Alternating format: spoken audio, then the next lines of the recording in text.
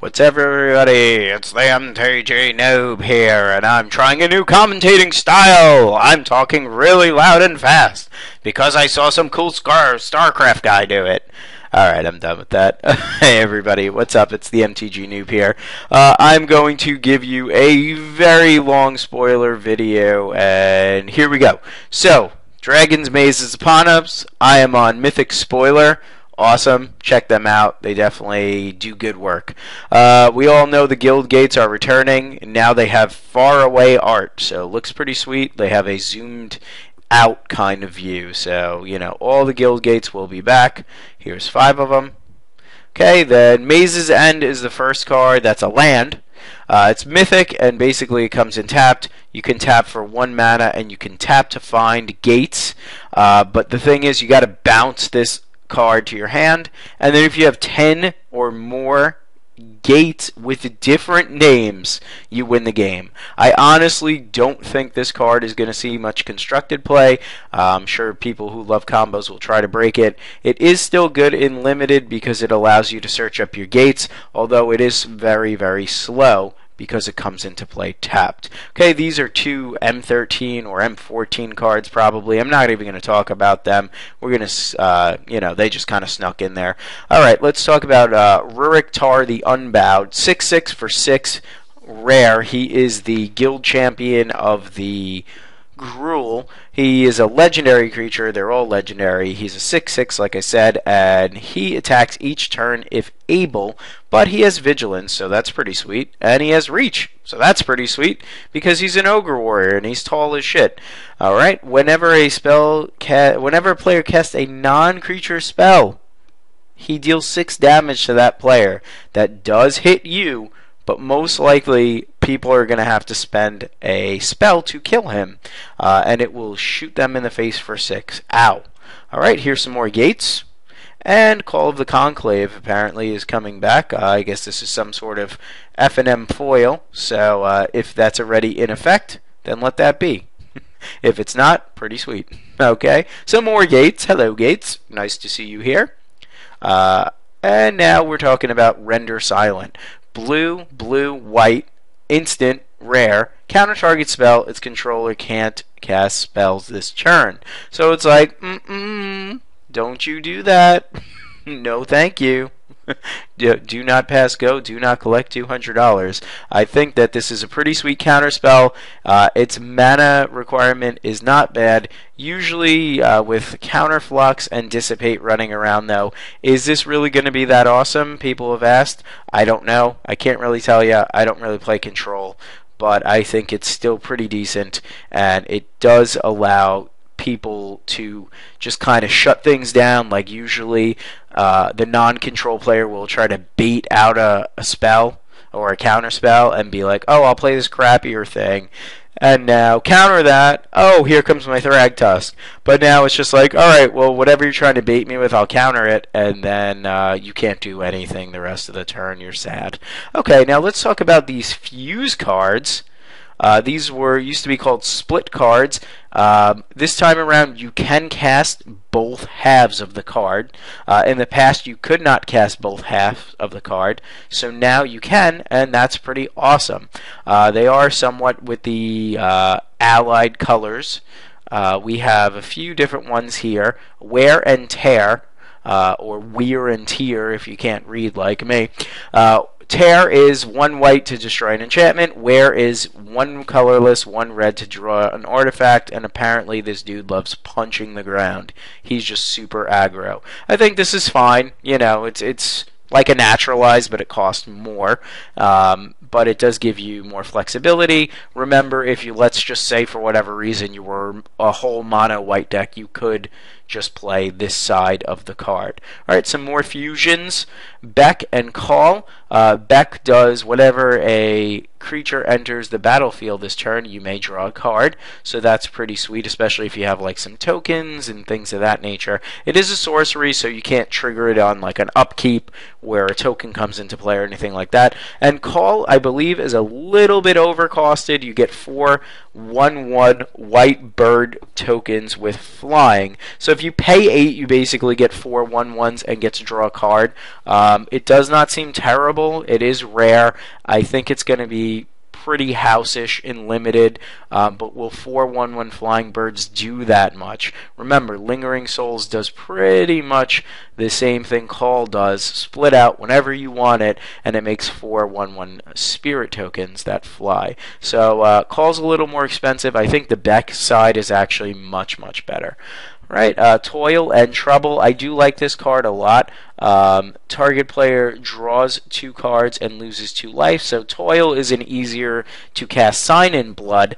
And Trouble, here comes Trouble. That's what I might say when I cast this. Trouble deals damage to target player equal to the number of cards in that player's hand. So you could draw 2 and lose 2 life and then kind of just damage their face, or you could be like, oh, hey, lose 2 life, draw these 2 extra cards, and then just take a bunch of damage. I don't know if split cards happen at the same time. I think they do, so what I just said, you probably want to just look into that. I'm pretty sure they happen the same time, so I don't think you can do what I just said. So I guess I'm in trouble, LOL.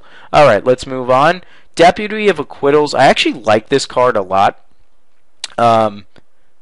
It seems really awesome. Flash 2/2 for a common, which is ridiculous. White, blue, so it's a little bit restrictive on the mana cost. When Deputy of Acquittals enters the battlefield, you may return another target creature you control to its owner's hands. The key word there is may. Right now you get a 2/2 Flash Bear, and then if you have things that come into play, you can basically rebuy large things and blow things up and do all sorts of shenanigans. But the fact that they have Azorius has access to a 2/2 bear is always really, really nice, especially with cards that detain. You could play this, bounce it, do things after, swing with it, flash it in, bounce it, buy it back, do all sorts of crazy things. Okay, then we have 2 blue cards here. We have the Izzet Champion, Malik Izzet Paragon. He's a weird wizard. Yes, he is. He's so strange. And he's a legendary creature, as I said they all are. He's a 2/4. You get to play with the top card of your library revealed.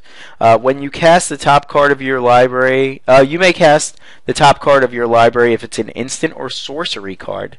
Whenever you cast an instant or sorcery card spell from your library, copy it. You may choose new targets. So, being a 2/4, I don't really like that body. I would have rathered him be a 2/5, something that doesn't die to Mizium Mortars. He doesn't do anything special as an attacker, really. But, being able to fork your cards is always nice. But people can see it coming and kind of try to prepare for it. You don't get to cast it for free, so don't try to do that at the pre-release. Alright, we get our first Planeswalker of Dragon's Maze, Ral Zarek. We've been seeing this dude in his lightning pack for a long time now. I'm actually pretty pleased with him.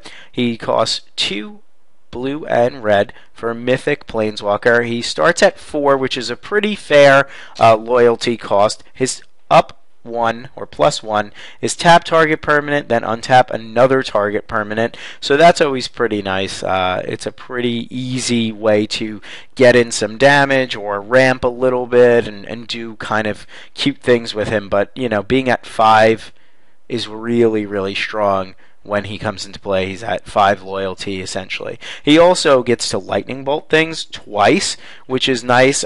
He's drawn a comparison to Ajani Vengeant, although I still think Ajani Vengeant is better with the first 2 abilities. And then his ultimate, his -7 is flip 5 coins, take an extra turn after this one for each coin that comes up heads. I usually suck at this kind of stuff, although you have a 50-50 shot to take a lot of turns, so you get on average 2.5 turns.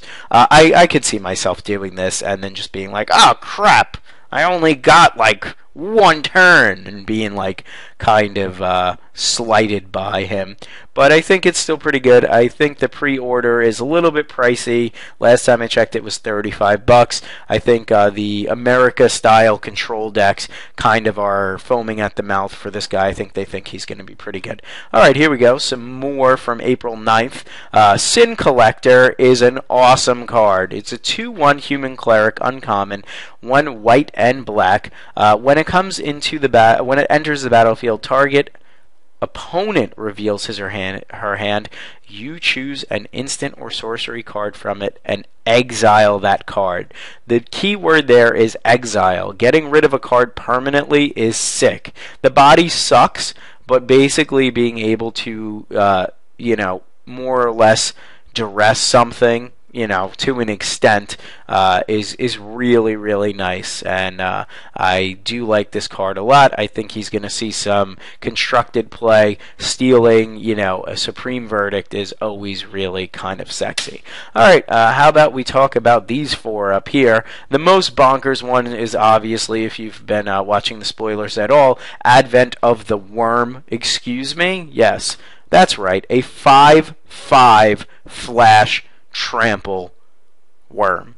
That's what it is, because it's an instant. It's it's not like a creature. It gives you token, but it's instant, so it essentially has flash. So you can flash it in and block and be like, oh crap, you had Advent of the Worm, or flash it in on a turn and then just swing out and get some damage in there. It's insane with populate.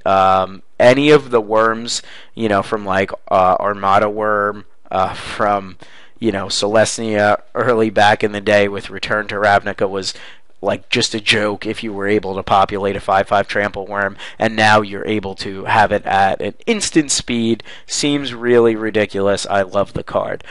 Here's some other cards that we've been talking about. Master of Cruelties, he's quite cruel.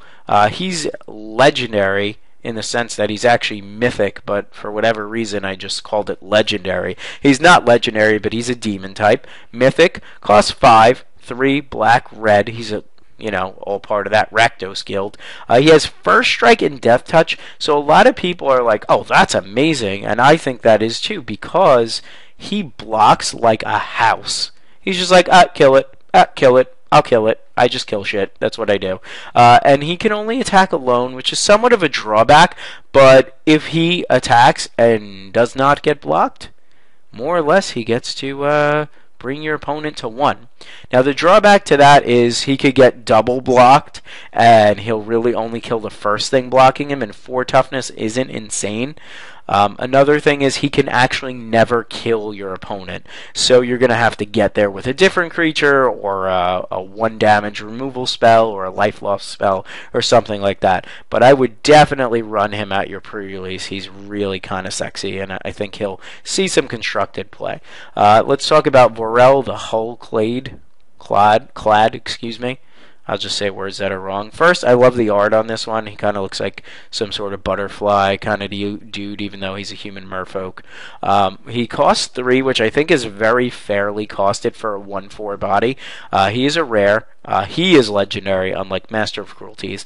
And he basically doubles counters. So for green and blue, you tap, and for each counter on target artifact, creature, or land, put another of those counters on that permanent. So, most likely you're going to be using him to buff creatures. Remember, it targets one thing, okay? So for each counter on target artifact, creature, or land. So it's amazing because you can do that and get some stuff going and just be like, this is fantastic. I like the fact that he's a 1/4, so he could probably block and then, just start doubling the counters on things. The artifacts and lands I wouldn't say are going to be a big deal, but the creatures, especially in Simic, are going to be pretty nutty. Okay, Renounce the Gills is a thing. It's a white instant at rare, so 1 and white, costs 2. Each player sacrifices a multicolored permanent. Hello, all the good multicolored permanents. Olivia, Falcon Wrath Aristocrat, Geist of Saint Treft, Planeswalkers like Domri Rod and Sorin. Hi. say goodbye because you suck now. I don't know how good this card is realistically. If you're not playing multicolored stuff, then, you know, it's all good. It's kind of like a one-sided edict. But you don't get to choose. So, is it that good? I don't know. At rare, I think you still play it. I could see it being pretty sick, being flashback with like a Snapcaster or something like that, especially against decks that are running Huntmasters and locks it on Smiters, and there's a lot of multicolor stuff. And as you could see, especially in Limited, on this little 5-card thing right here, this is a multicolor permanent.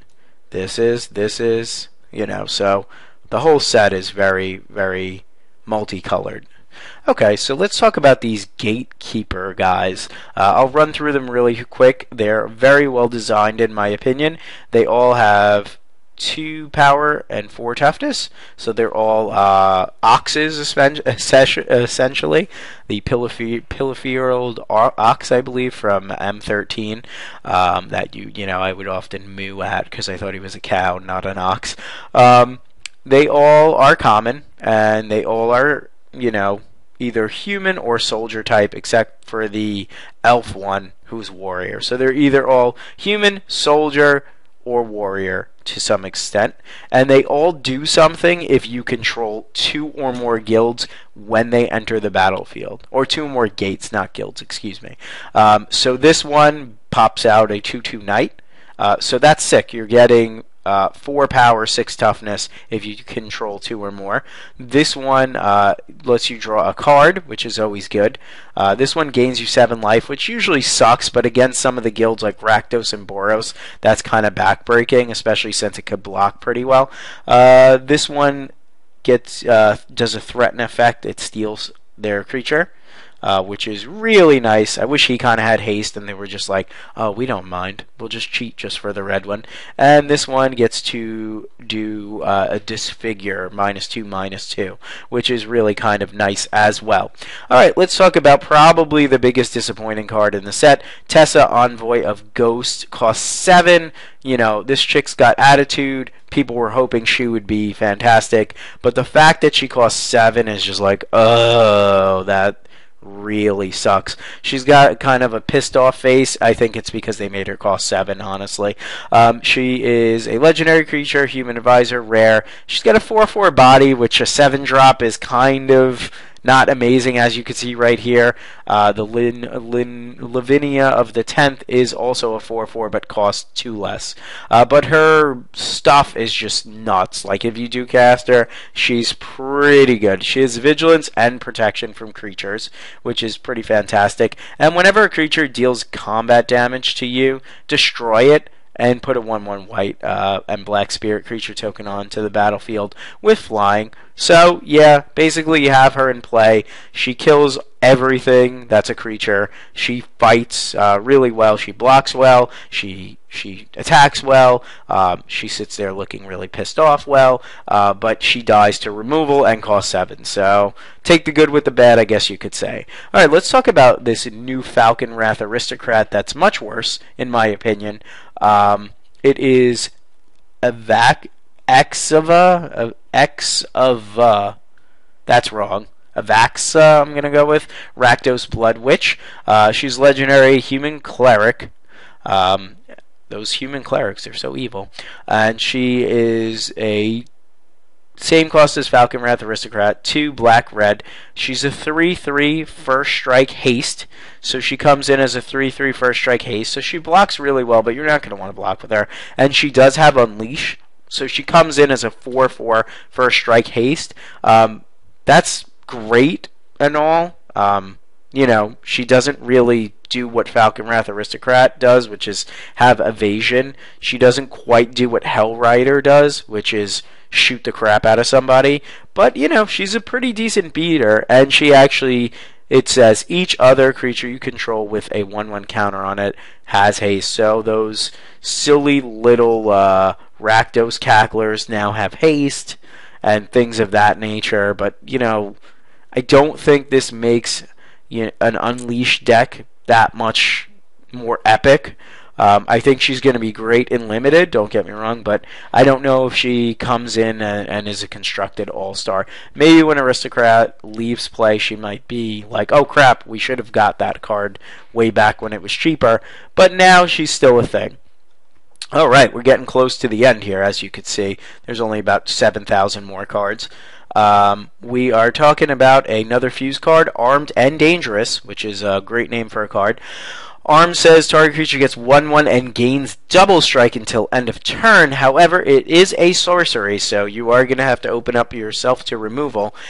But this one says, Dangerous says, all creatures able to block target creature this turn do so. So you can like make your guy bigger and have double strike and be like, oh, F you, I just wiped out your team.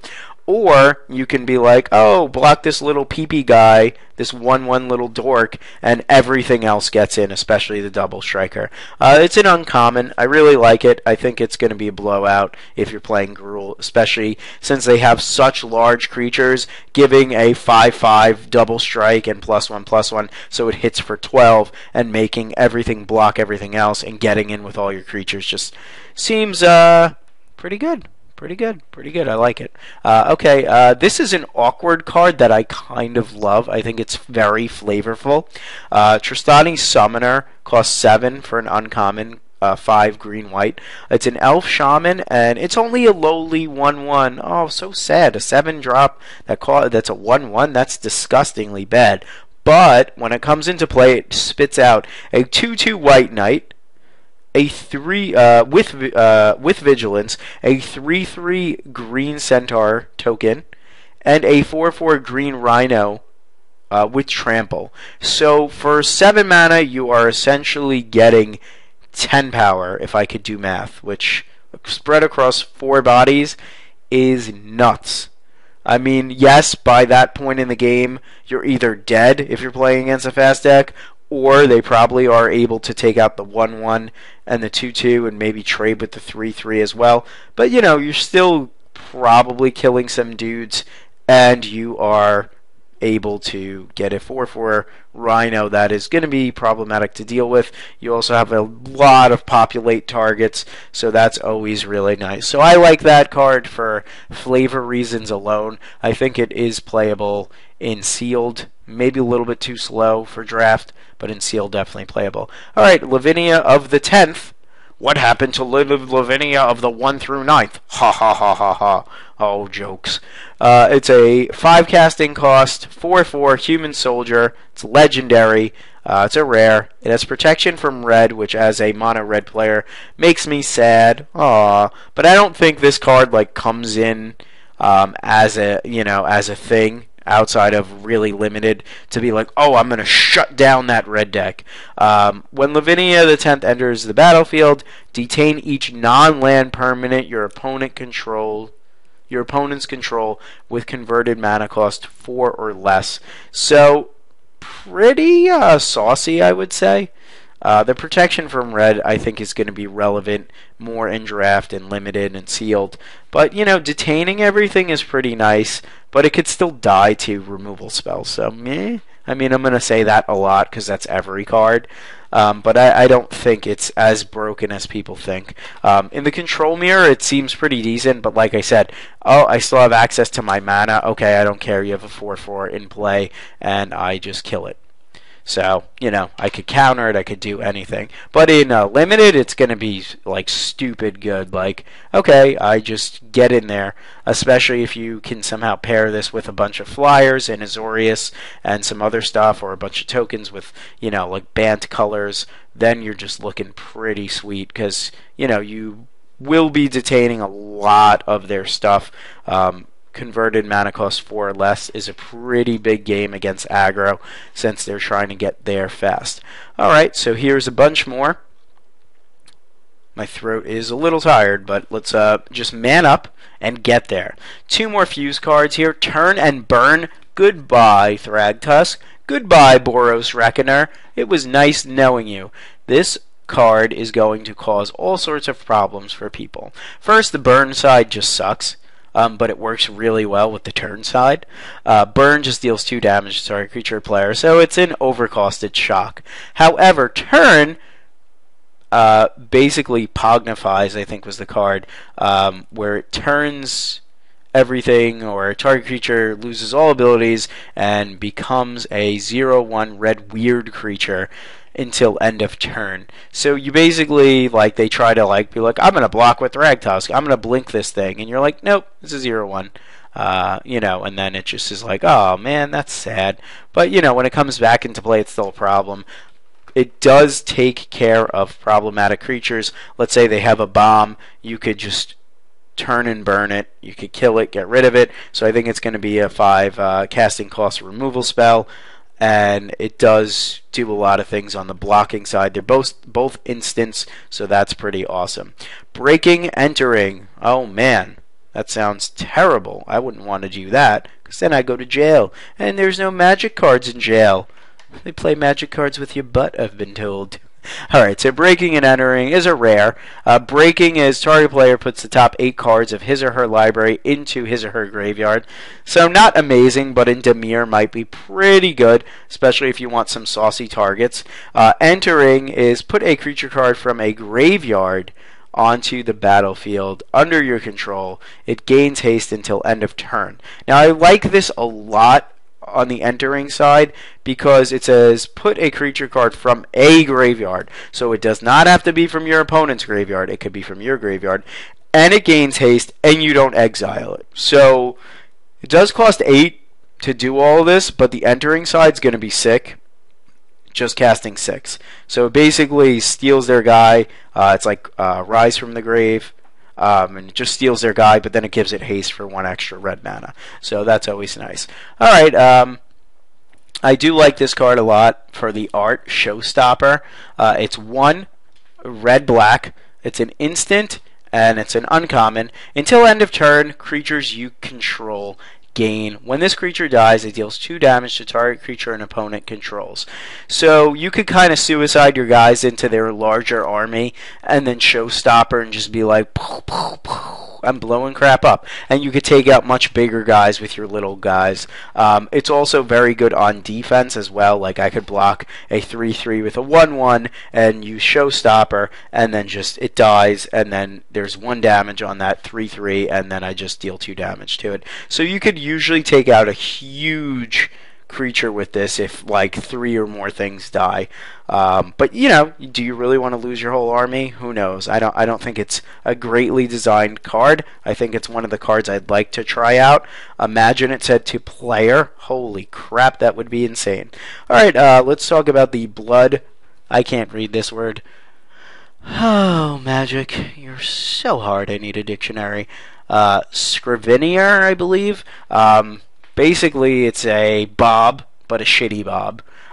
It cost 1 and black. In case you don't know, Bob is Dark Confidant, which is a very, very good card.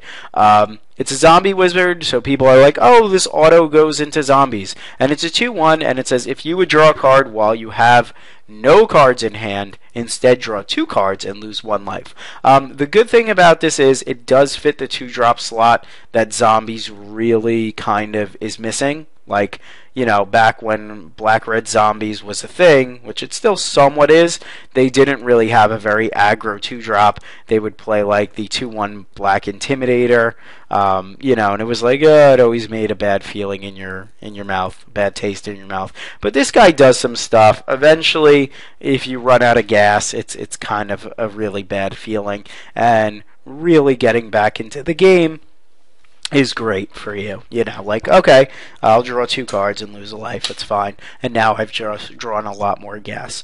Alright, Zertar Ancient. I did like the Zertar Swine, so if they're related, shout out to the little piggy, oink oink. He costs the same, has the same mana cost as the pig, which is also great. It's a beast. It's a rare, 7/5. 7/5 for 5? What? What are you talking about? That's crazy. That's just crazy. There's no drawback to this card, other than whenever a player taps a land for mana, that player adds 1 mana to his or her mana pool of any type that land produced. So more or less, you know, you do give your opponent a huge next turn where you have a 7/5 and they're like, cast my huge thing, and then you're like, okay, well, is a 7/5 good enough? But then you get to do whatever you want to do with your mana, and if you have things like a Cinder Elemental in play, that's looking pretty good. Pretty nice. But I would definitely play a 7/5 for 5 with any drawback. Somebody did ask me if I thought it would go in like a red-green ramp deck that I recently just published on for Standard, and I don't know. The other 5-drops in the format for Standard are much better than this. The Thragtusk and the Thundermaw Hellkite are really sick. I don't know what you would do with all that mana, but usually giving your opponent like a huge turn where they could just like play something like a giant Sphinx's Revelation and maybe make you sack this or kill this is not really something I want to be doing. So if you saw this, shout out to you for giving me that question. Alright, let's talk some more about Obstet's Aid. This is pretty much just Rise from the grave, only it allows you to return target permanent card from your graveyard to the battlefield. This is really outstanding because it allows you to bring planeswalkers back.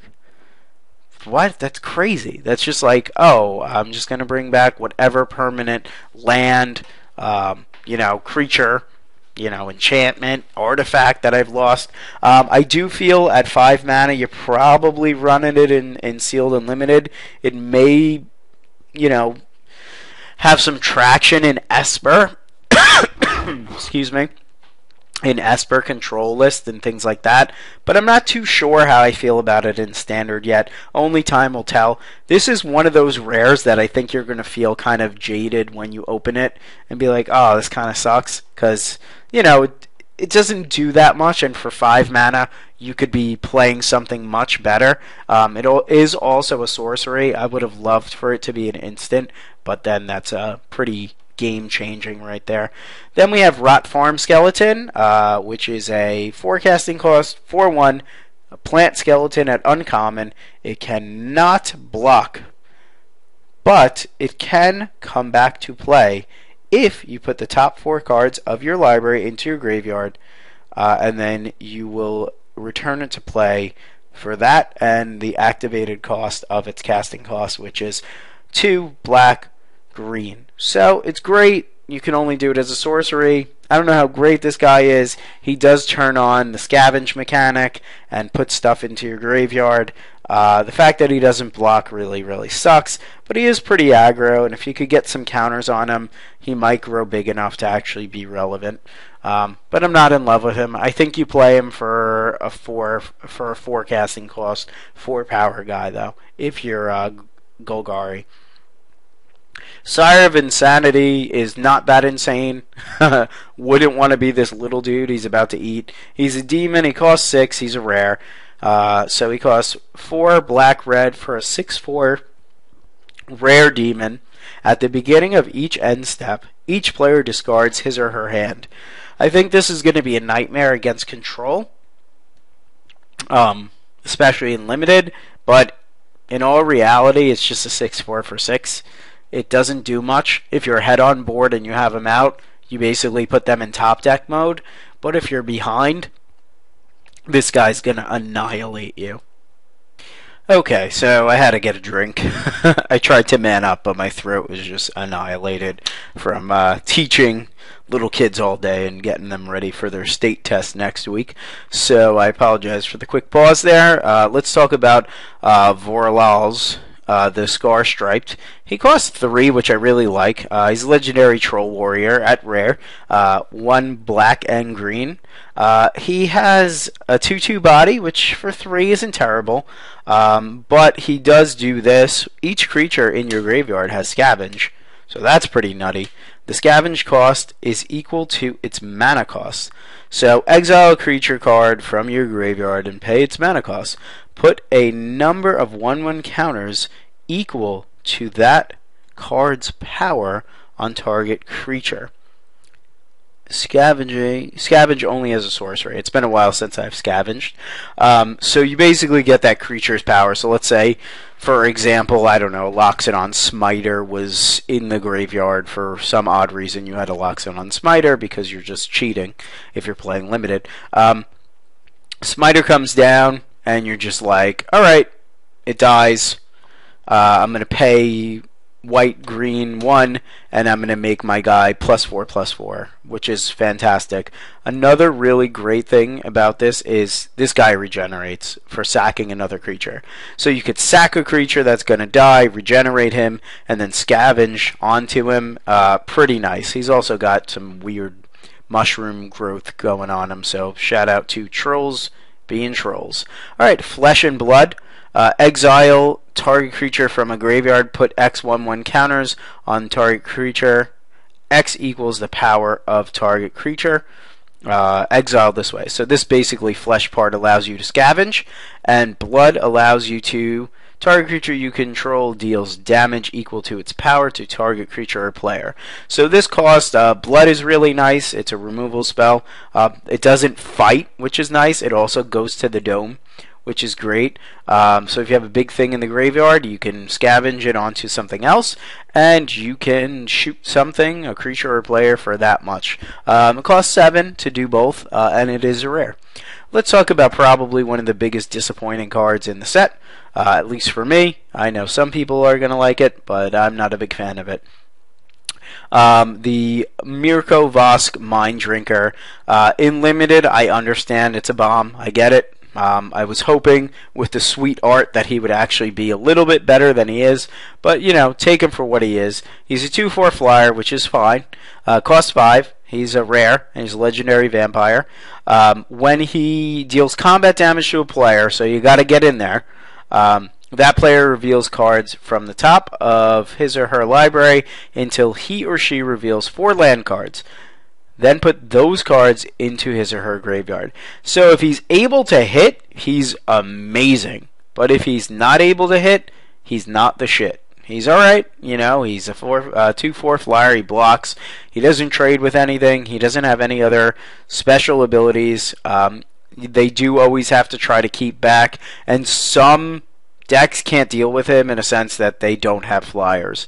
So you're going to be able to maybe get in there some other times if you open well or draft well, and you get some cards that mill. Then he's going to be even more fantastic. Like imagine having him and Mind Grind in a 40 card deck.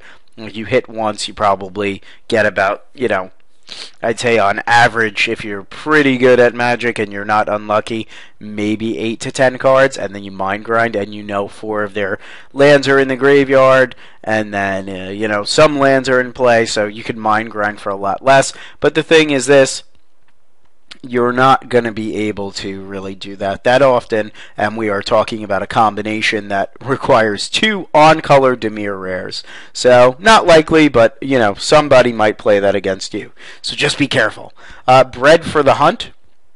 I like bread.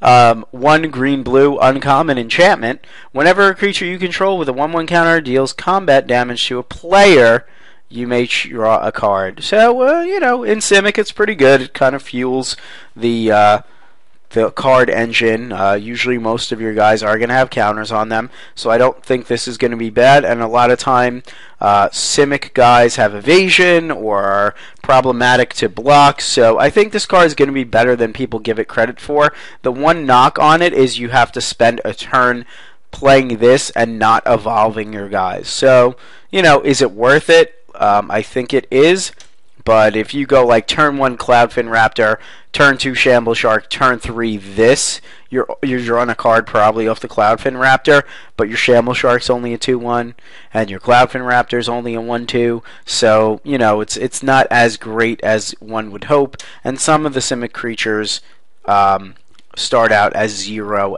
you know, like Elusive Crisis and Cloudfin Raptor. So there's going to be some work involved to get counters on your guy, but, you know, if you can get it going, it's really great, and it's awesome with Simic, the Simic Guild Mage. Alright, let's kind of end this for today, and then this weekend there will not be many spoilers, but I will be bringing you more next time. Let's talk about these last 6 cards. We'll talk first about a reprint in Putra Phi. I loved this card. This card was the bee's knees back in the day. It is 1 green-black for an uncommon instant. Destroy target artifact or creature. It can't be regenerated, so don't even try to regenerate. Why would you try? Because you might have this dumb troll, but you can't regenerate it. It's really great. I really like the art. An homage to the old art. Pretty sweet. Here's 2 mythics. We'll save them for the end. Goblin Test Pilot. People hate this card, from what I've read so far. I don't think it's great. I think it's quirky, and it's very Izzet-y, if that's a word. It's got the flavor of the Izzet. It costs 3, 1, blue-red for a Goblin Wizard. Usually goblins don't fly, but when they do, you kind of try to make them uncommon, like this one is. And it's a 0/2, so it does block 1/1 bird or 1/1 spirit tokens that fly, but it doesn't trade with them, which kind of sucks. And he has the random ability to blow himself up, blow up one of your dudes, or hit you for 2 in the face. Ouch. But he also has the ability to blow something else up that costs that has toughness 2 or less, or hit an opponent for 2. That's a thing, I guess. I think he can't really know where he's going because he can't see, because goblins apparently still are stupid. But I think this is a great casual tabletop multiplayer kind of card. Oh, who's getting 2 damage this time? Which creature am I going to deal damage to? I mean, I could see this being played in sealed or draft, but your draft or sealed had to be a train wreck for you to have to play this. I would probably bring it in against a lot of 1/1s or things that fly that it could block, even though it profitably does not block them. If they have a lot of 2 toughness guys, I think it's worth the risk, but you don't feel good when you're playing this card. Alright, how about Renegade Crisis? It's a rare. 3/2 for 3. Pretty nice. It is double green, so I think it's a little bit on the harder casting cost side, especially when Dragon Mage, you get to do all of the guild kind of deals, like 3-color guilds or whatever. Get to combine the guilds and make shards, whatever you want to call it. It's a beast mutant, but it does have evolve, so that's really nice. However, I think it's a little bit hard to evolve this guy with 3 power already. I think the way you're going to evolve him is off of his toughness, like playing a 1/3 like a Frilled Oculus or something. But think about it. If you evolve it once, you got a 4/3 for 3. That's pretty stupid. I like that a lot. Secondly, whenever Renegade Crisis evolves, put a 1/1 counter on each other creature you control with a 1/1 counter on it. So when he evolves, he makes your whole team better. He's like, hey guys, here's some gifts. I've got gifts for you. Here's some 1/1 counters for everybody. So that's pretty crazy in its own right. I think this guy's going to be a powerhouse. I think he's fairly casted at rare. He's got a very mono-colored beatdown feel to him. I definitely am excited to try this card out. I think he's going to be really good. I think he's a high pick in Simic, and we'll see. Because I think, you can turn 3 evolve him, turn 4 evolve him to a 4/3, and then if you play something that has 4 toughness or 5 power, you can have a 5/4 that costed 3. That seems pretty good. How about Far and Away? Oh, it sounds like a Disney movie, but it looks like a nightmare if you look at the away part. It's a Dimir card. Far says return target creature to its owner's hand. It's an uncommon, and it's 1 in blue. And Away says target player sacrifices a creature. So having problem removing that Geist of Saintraft that they played their stupid little Arbor Elf or Avison's Pilgrim. Well, bounce the Pilgrim, make him sack the guy. I think that's how it works. I could be wrong. Once again, these fuse cards crazy. I would think that works. I don't know how you stack them, but I would think that actually works. You can also bounce one of your guys and make them sack something, which is probably what you're going to do. But bouncing their guys and making them sack something seems really nice. I definitely think this card is playable, especially if you have some good come into play effects in, with Demir and, maybe even Esper or Simic bug colors. There are some dudes that you want to come back into play and do stuff. So pretty good there, and they both halves are instant. All right, let's talk about these mythics. I don't know how to really gauge these cards. I think Council of the Absolute has a sweet name. It's a mythic human advisor that's a 2/4 for 4. So, it's okay. It's got decent stats. When it comes into play, you name a card that is not a creature and not a land. So it's like, okay. And your opponent can't cast cards with the chosen name. So he's more or less like, no, you can't do that. But hey, double standard here. I can do it. The stuff I'm casting, it costs 2 less because I'm awesome. Now I think this card's going to be amazing in the control mirrors, where they're going to cast Sphinx's Revelation and you're just like, Sphinx's Revelation, and they're like, oh crap. And then you're like, mine costs 2 less, ha ha ha ha ha ha, nanny nanny poo poo. You totally get them. But once again, it's a creature, so when it's in play, it's very easy to deal with. That being said, I think it's still pretty decent. I think it's going to be awesome in Limited if you have seen a bomb that they play or seen their deck in Games 2 and Games 3, you'll have more information and you'll know what to do with it. So that's always good. And then finally, Voice of Resurgence is a very cheap mythic. I don't know how many mythics cost 2. I know Tybalt does, and I'm sure there's a few others that I'm forgetting about. But this guy is a elemental 2/2 for green and white, and he does like dumb things. He's just like, I'm a mythic, so I'm going to do things and be crazy. Whenever an opponent casts a spell during your turn, or when Voice of Resurgence dies, put a green and white elemental creature token onto the battlefield with this creature's power and toughness are equal to the number of creatures you control. So, is he good? I don't know. He's a 2/2. He's very dependent on other creatures. Most people that play sweepers are not going to sweep on your turn unless they have to, off of like a Terminus or something like that. That doesn't even kill him.